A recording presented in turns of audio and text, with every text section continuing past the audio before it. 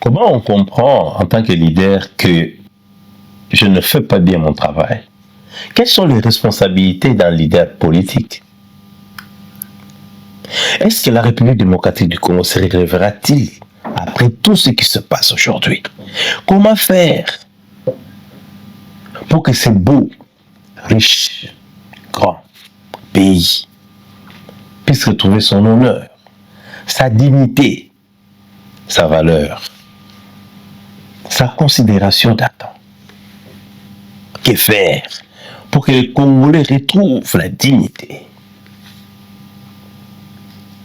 Comment les politiciens congolais, qu'est-ce qu'il faut encore leur dire? Qu'est-ce qu'ils doivent encore faire? Comment est-ce que les politiciens congolais ne voient pas la misère de leur peuple?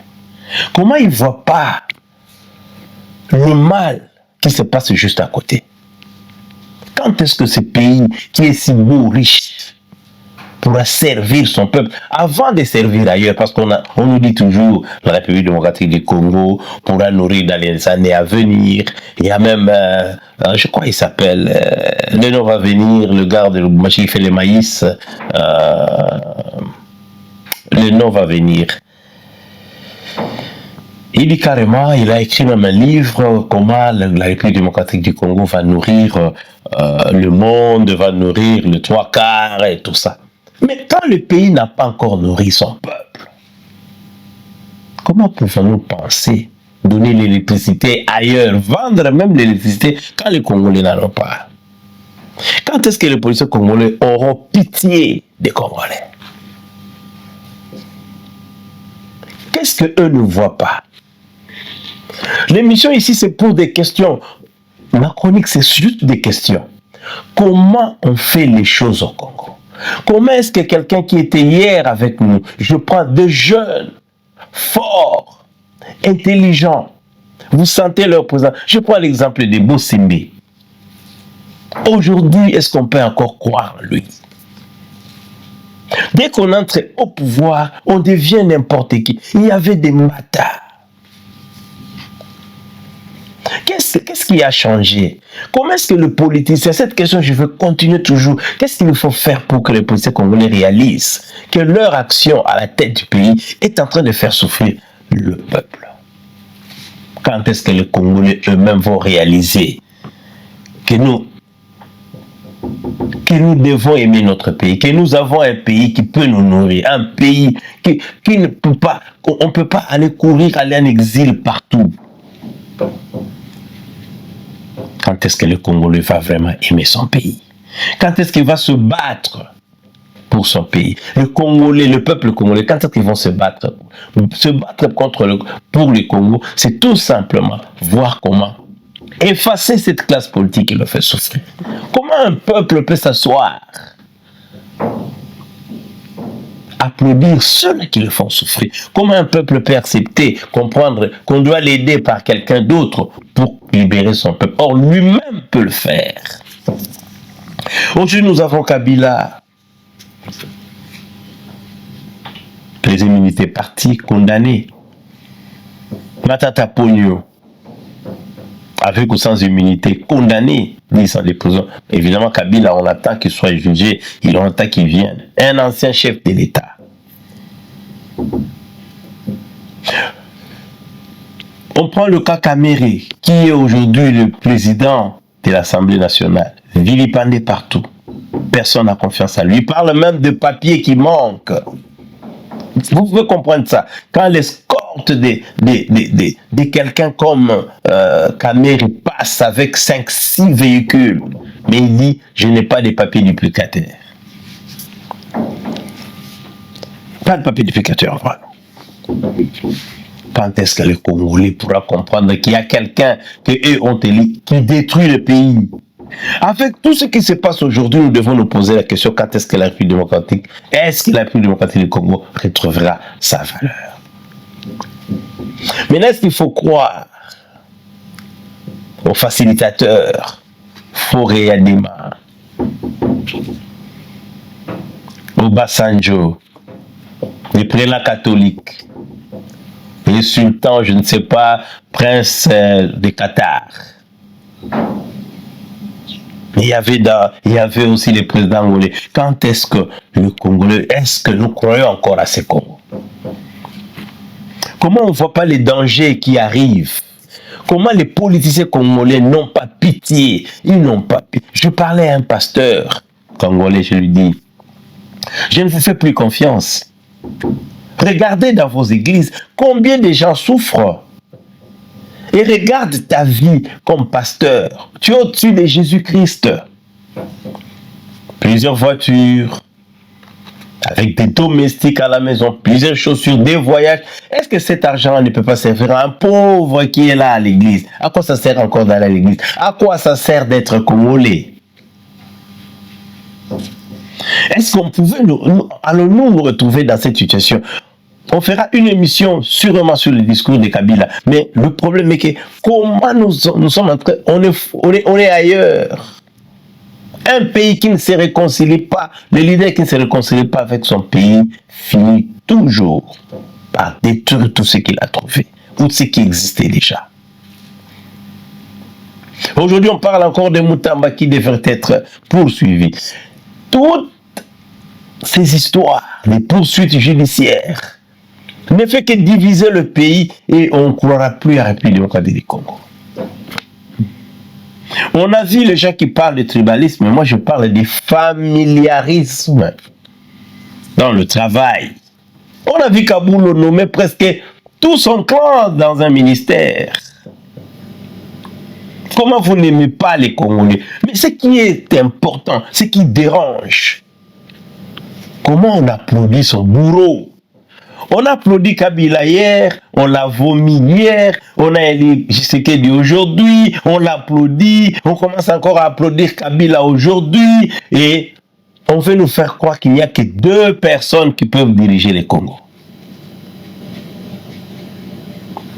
Comme on avait dit dans notre chronique passée, comment on devient rebelle quand on a été un chef de l'État, quand on a été le garant de la nation.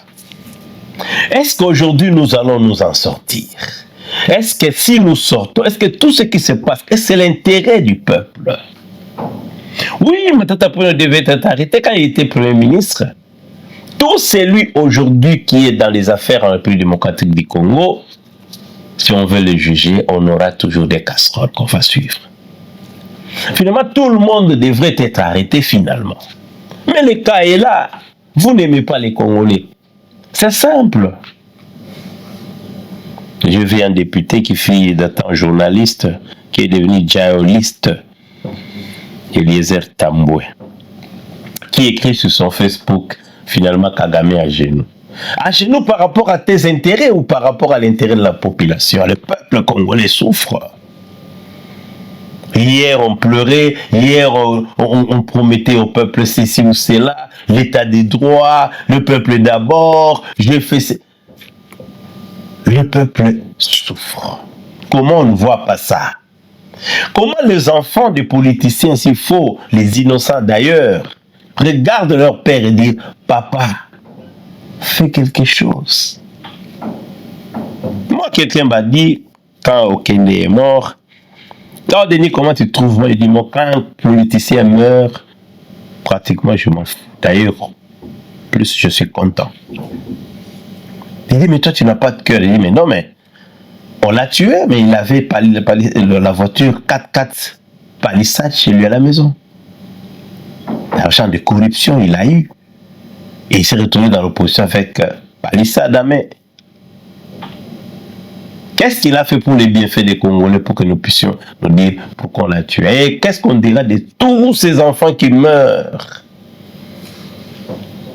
dans le Kwilu, le Kwango, Kassai, Bujimaï, Kananga et tout le reste, à l'est là-bas?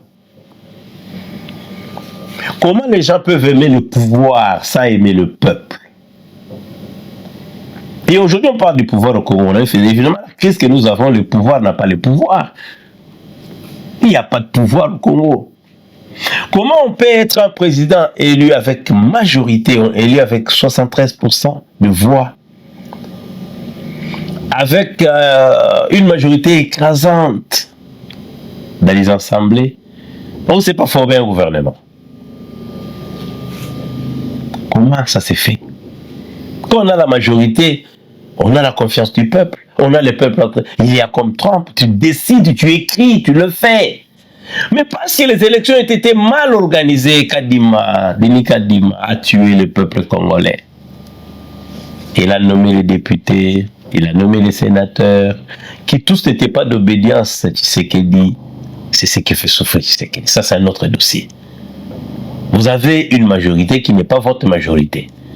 Vous avez décrié FCC Cash parce qu'ils se sont arrangés pour se donner le pouvoir, pour avoir la majorité, afin d'empêcher le pouvoir en place. De vrai, pour le bien-être de la population. On a même entendu quelqu'un comme Muzito. Aujourd'hui, on parle de lui, on dit non, Muzito pouvait, il peut.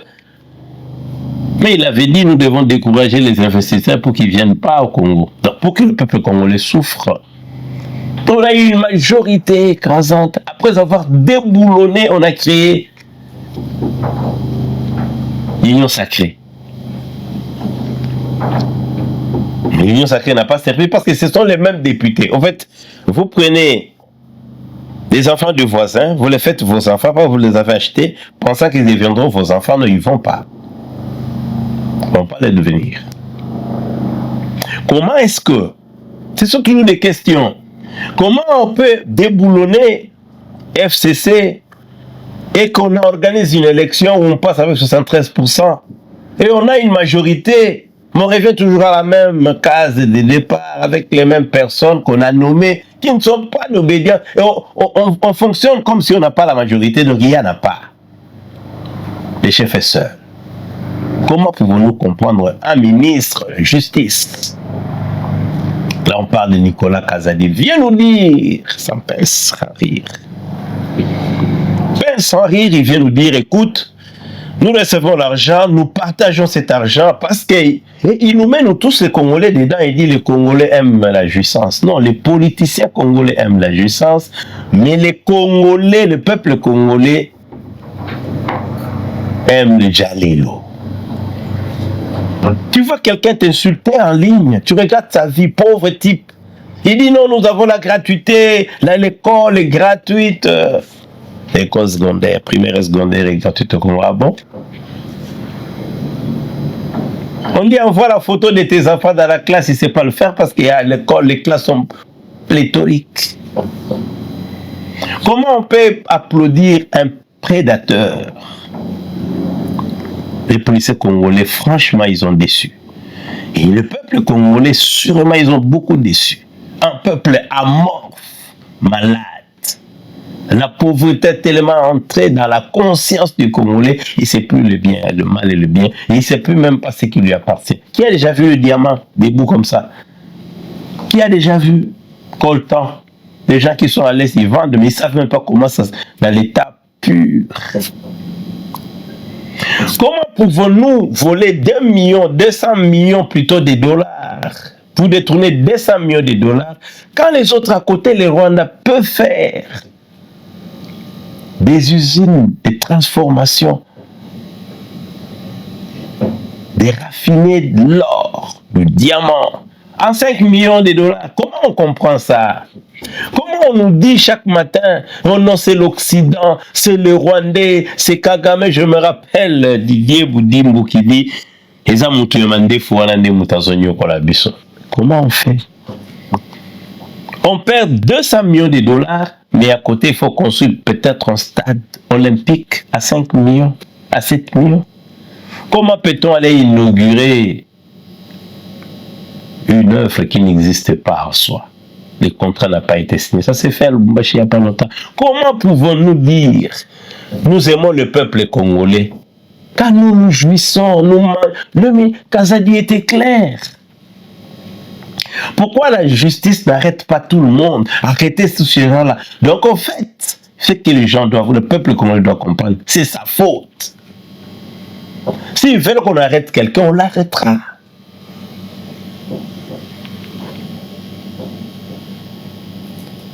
Comment on peut arrêter Matata Ponyo? On ne défend pas Matata Ponyo parce que lui, en tout cas, il devait être arrêté, ça c'est sûr. La façon dont il doit diriger les pays doit être... Kabila aujourd'hui, dans son discours, parce qu'on le fera prochainement, on va impulser pour expliquer ça très bien. Il accuse celui qui est au pouvoir de ce que lui faisait. Les Congolais sont contents. La diaspora dit, oh voilà, le discours d'un chef de l'État. Mais non, mais écoute, monsieur, c'est bien de dire qu'il a été autoritaire, il a été ceci ou cela. Mais tout ce qu'il reproche à Félix Tshisekedi, c'est tout ce que lui faisait. Il n'y a pas de petits voleurs. C'est le peuple. Le jour où le peuple va refuser tout simplement d'aller élire un chef de l'État congolais, tout le monde boycotte, ils vont apprendre. Le jour où les Congolais vont dire non, c'est nous qui gérons notre pays. On prend le budget du pays, on donne ailleurs. J'ai toujours dit, aussi longtemps qu'on laissera le budget des Congolais entre les mains des politiciens congolais, le métro ne passera pas. Il va passer par vous. Où est-ce qu'on mettra les métros qu'on vous promet chaque fois? Où posez-vous cette question? Quand on ne sait même pas résoudre des problèmes d'embouteillage. Comment on fait les études comparatives d'autres pays afin d'appliquer des mesures? Oh non, en France, il y a des voitures. Écoute, on ne compare pas comme ça parce que j'entends les journalistes dire chaque fois, non, vous savez, on fait ça aussi en France. On fait ceci en France. En France, on paye les chômeurs, il y a le social. Et vous ne comparez pas ça? Comment croire aux politiciens congolais s'il faut encore croire en eux? Pourquoi ils ne voient pas la misère des Congolais? Pourquoi on ne sait pas dire, écoute, ça ne va pas, je ne sais plus continuer, je ne peux pas le faire? Le malheur de la République démocratique du Congo, c'est sa classe politique. Oui, les étrangers volent. Oui, je ne sais pas, on dit les films internationaux, ainsi de suite, nous volent. Oui, les puissants viennent. Oui, Kagame, ainsi de M23, Nanga FC, tout, excusez-moi, tout ce que vous connaissez. Mais le peu que nous gardons, pourquoi on ne le fait pas, on ne le donne pas aux Congolais? Pourquoi Bakonga peut détourner, il est tranquille quelque part? Jusqu'aujourd'hui, les Congolais n'ont jamais oublié 100 jours. On n'a pas oublié Ram. L'argent est allé où? Est-ce que c'est encore les puissances occidentales qui ont pris cet argent? Le malheur des Congolais, c'est d'abord les politiciens, mais en premier lieu, le peuple lui-même. On dit le peuple mérite ses dirigeants.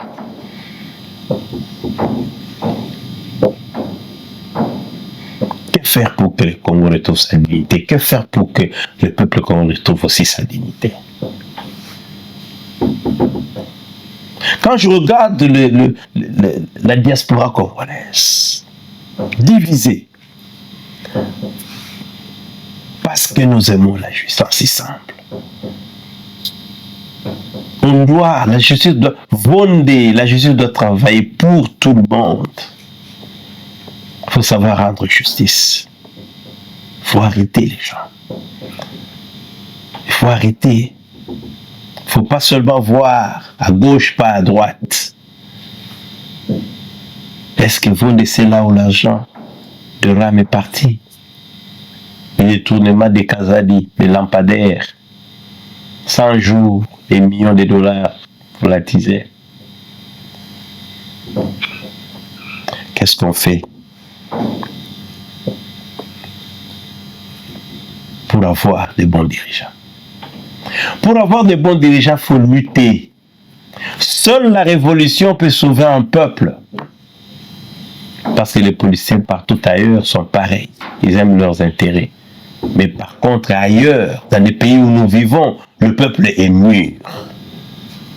C'est la maturité d'un peuple qui permet aux politiciens de lui rendre service. Comment on se dit on n'a pas l'argent, on manque l'argent des papiers, mais nous avons des escortes de voitures? Comment un pays pauvre comme le Congo, on a des salaires opaques des députés? La classe politique en général a échoué. Kabila, père, Kabila fils, Mobutu, aujourd'hui Félix Tshisekedi Tshilombo. Échec.